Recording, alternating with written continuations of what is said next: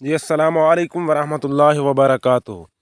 جی دوستو، جیسا کہ آپ کو معلوم ہے کہ ہم اپنے بزرگوں کی تربیت سے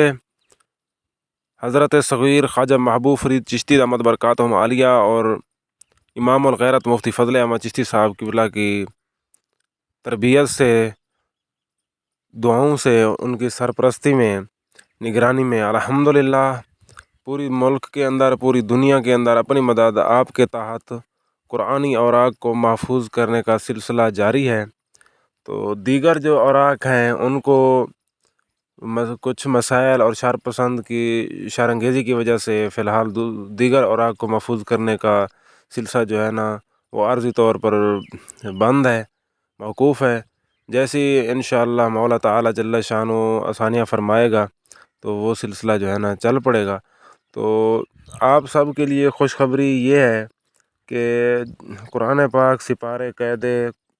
قرآنی اوراق کو محفوظ کرنے کے لیے، جمع کرنے کے لیے، اکٹھا کرنے کے لیے ضلع راجن پور کے اندر، ہر شہر کے اندر کام ہو رہا ہے۔ تو خصوصاً راجن پور کے اندر جو ہے نا 24 اکتوبر 2025 بروز جمعۃ المبارک،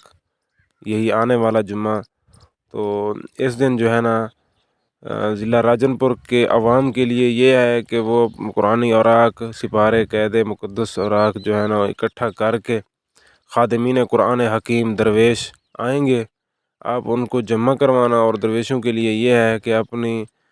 فرصت، اپنی طاقت، اپنی جیسے آسانی ہو تو دوست جو ہے نا جمعۃ المبارک کو انشاءاللہ ضلع راجن پور شہر سے اوراق اٹھائے جائیں گے، اوراق جو ہے نا مساجد مدارس سے وصول کیے جائیں گے، اور تمام دوست اپنی جو ہے نا کردار ادا کریں، جو آسانی کے ساتھ شرکت کر سکتے ہیں، شریک ہو سکتے ہیں ان کے لیے۔ باقی جو ہے نا دوست اپنی وسائل، نظام، طاقت کے مطابق اپنے علاقے کے اندر جو کام کر رہے ہیں اللہ تعالیٰ ان کو جزائے خیر عطا فرمائے، اور جو دوست